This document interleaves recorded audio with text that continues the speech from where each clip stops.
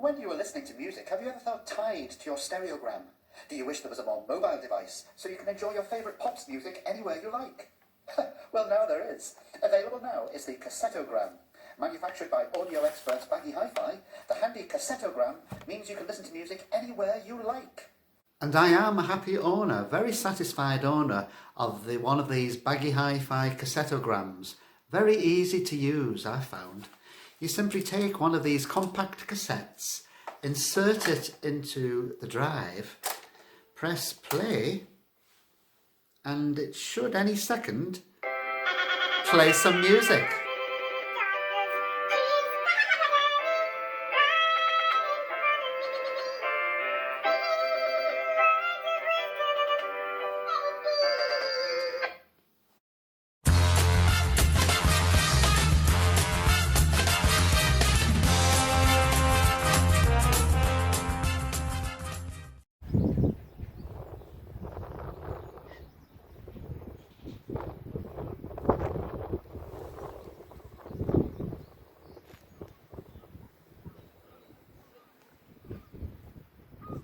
Greetings cats and kittens, welcome once again to Baggy Hi-Fi, this YouTube channel devoted to record collecting and the vinyl community here in the UK.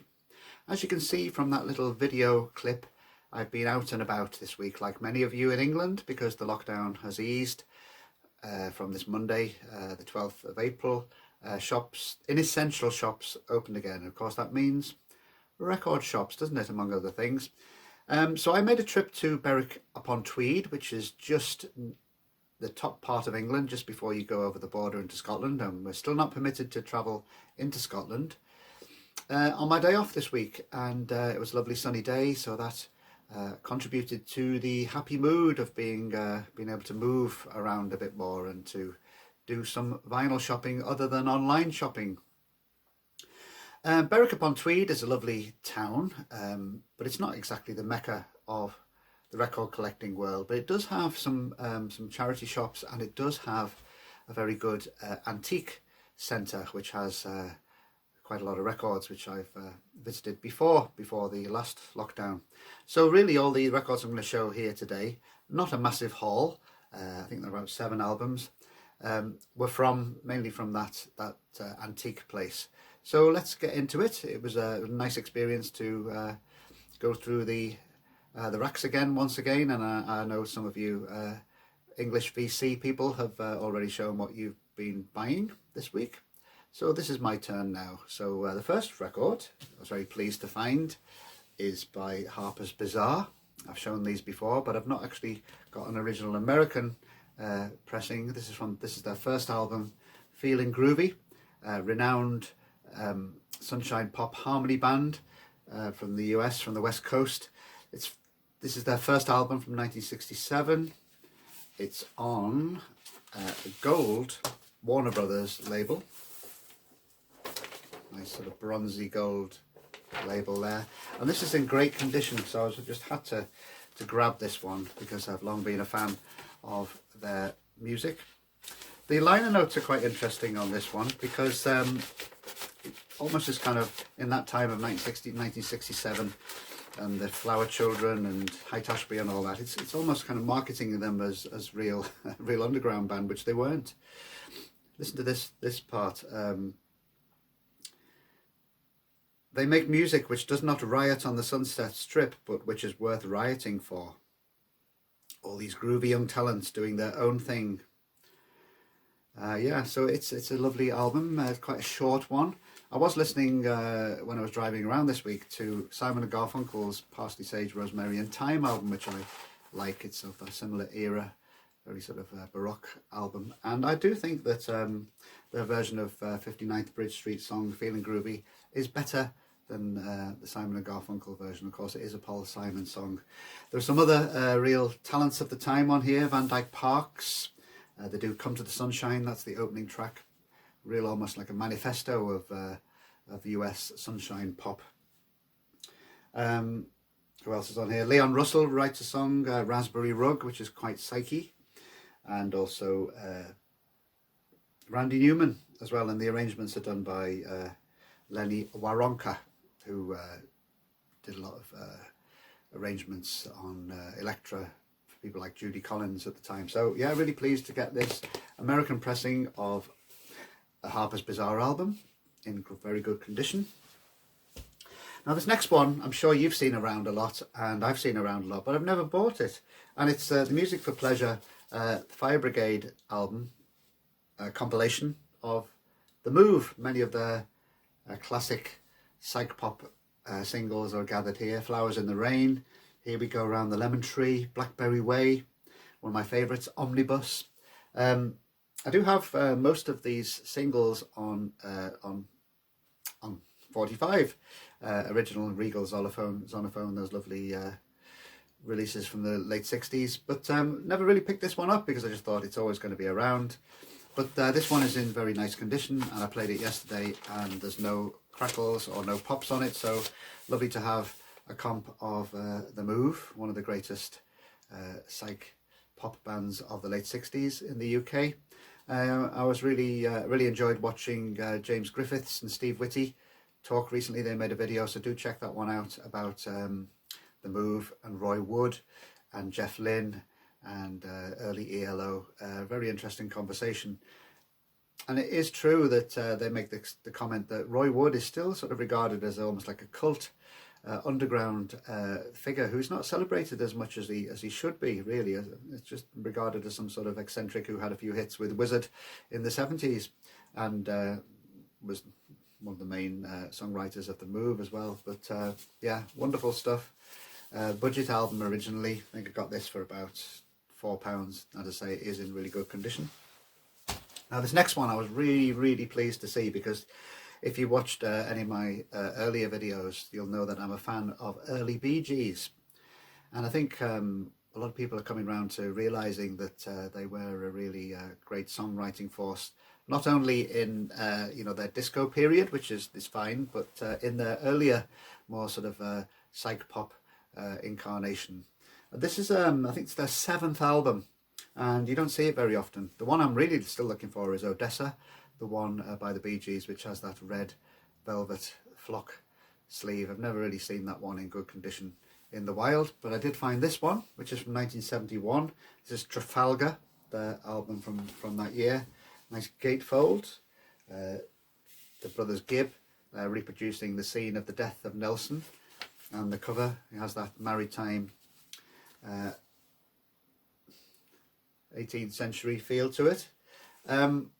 It's a very subdued album, sort of fits in with the mood of the time of 1971. Singer-songwriters were reigning supreme. They still had the sort of Beatlesque sound very much on this album, but it's a very, at times, maudlin record. It's a bit of a flawed masterpiece. It didn't sell very well in the UK, but the song How Can You Mend a Broken Heart was a really big hit in the US, so this is one that did much better in the US than it did in the UK. Played it the other night. It's not one I was familiar with, and there's some lovely moments on it. As I say, very subdued, slow songs about lost love. The Robin Gibb tunes are quite strange. There's one called... the track listing on the back is different from the track listing on the label and on the inside. Yeah, the song by Robin Gibb, Dearest, Sincerest.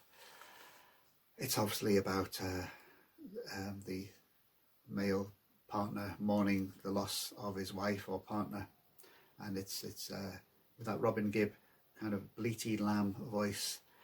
It's a strange experience to listen to. So yeah, you may think of the Bee Gees as being very, very mainstream, but they can be quite quirky, especially on these early albums. So it's a nice one. It's not really any psych moments on here, because it was, this is an early 70s album, but certainly still Beatlesque and very singer-songwriter-ish. But some nice arrangements on here as well, with there's some mellotron as well that Maurice Gibb plays on. So really pleased to get this one. Trafalgar. Now moving further into the 70s now, Tangerine Dream. Seems to be getting quite a lot of attention and reappraisal recently. Electronic pioneers, of course, of the Berlin School. And this sort of ties in with my recent rekindling of interest in the early days of the Virgin label. This is on Virgin, and it's the album Rubicon, which I think was a real big seller in its day. Now, I'm not that keen on Tangerine Dream after this, because they tended to start having tunes and rhythms and sequencer rhythms. That's on the Roger Dean design label. This one does have some sequencer on it, so it's getting sort of rhythmic and that pulse that everyone seems to like, but I think I prefer Tangerine Dream when they were sort of meandering and ebbing and flowing. But this one, I played its 2 long tracks, Rubicon Part 1 and Rubicon Part 2, recorded at the Manor in England, the Virgin studio that was used quite a lot at the time. Nice laminated sleeve, just a few creases on there, but the vinyl is mint. So I think I prefer Phaedra to this one. That's the one before this, but this one really enjoyed listening to yesterday, and quite pleased to pick up some Tangerine Dream on vinyl, because most of the Tangerine Dream I have by this German band is on CD. Now this next one, you may have seen the video I made recently with Ed Pinsent. We're going to do another one of those quite soon. He sent me a WhatsApp image of saying that he'd been back to the charity shops where he lives in London, and he picked up this record. And by strange coincidence, in Berwick, I found a copy of it. Spyro Gyra, a rather smooth fusion jazz rock band from the US. This is from 1979, and it's called Morning Dance. It's on Transcontinent Records. No, it's not, is it? Unusual label, let's see. Infinity Records. I don't think I have anything on Infinity Records, but yes, it's very, very sort of smooth, almost cocktaily, breezy jazz rock, kind of a bit weather reportish, but maybe a little bit more commercial than that. Yeah, I'll reserve this one for when I'm having my next cocktail party. But no, it's enjoyable, great musicianship. They did have a hit, I believe, Spyro Gyra, I just about remember, with the title track Morning Dance. But that one was only £4, and it's in fantastic condition, so I thought I'd buy that. This next one was only £2, and I couldn't understand at first why it was only £2, but you can see there's some damage on the sleeve, but the vinyl's in good condition. It's Andy McKay's 1979 solo album, of course, the saxophonist with Roxy Music, and I looked on the back and saw that Phil Manzanera plays on it, so I thought, yeah, this is probably worth buying. And Paul Thompson, drummer from Roxy, also plays on it. It's strange record, really, quite proggy. It has, as you see from the theme, the cover design is about, in mood and theme, about China, about communist China. So there's some sort of Chinese-y sounding riffs and licks on here. Quite pretentious song titles: The Autolan Bunting, The Inexorable Sequence, The Loyang Tractor Factory. It's I'll have to wait until I'm in the mood for this one, but for £2 you can't grumble. And finally, just as I was leaving the antique shop in Berwick, I looked through a plastic box of records which was on the window ledge that looked like it was full of Jim Reeves records, and I found this, which is probably the find of the day. Well, for me anyway, I was pleased to find it. It's an album from 1974 by the Liverpool poet Adrian Henry. Adrian Henry came to quite popular fame along with Roger McGough as one of the Mersey poets of the 60s. He was in the Liverpool scene, the band Liverpool scene, but this is a recording of poems recorded live at the Liverpool Academy of Arts Gallery in Renshaw Street on the 28th of September 1973. And the notes by Adrian on the back say, "I've done hundreds of readings in all kinds of places, large and small, friendly or forbidding. This one was nice, like a party, a few bottles of wine, lots of friendly faces. I enjoyed it. I hope you enjoyed joining us." So some of his greatest hits in poetry are on here, like Tonight at Noon, but some of his 70s poems as well. But what's nice about it, it's on an unusual label, Canon Records of New Barnet, Hertfordshire. Or Cherry Vary Records, product of Canon Records, is that it has these nice inserts. So this album seems to be his first solo poetry album after the Liverpool scene. Illustrations of Adrian Henry, bearded, beatnik type figure, writing his poems on a toilet roll. And there's a third insert as well, which is nice. And apparently there was a double album of his book autobiography, which I would like to come across sometime. So that's the final record I bought on my day trip to Berwick upon Tweed, just near the Scottish border, on Wednesday.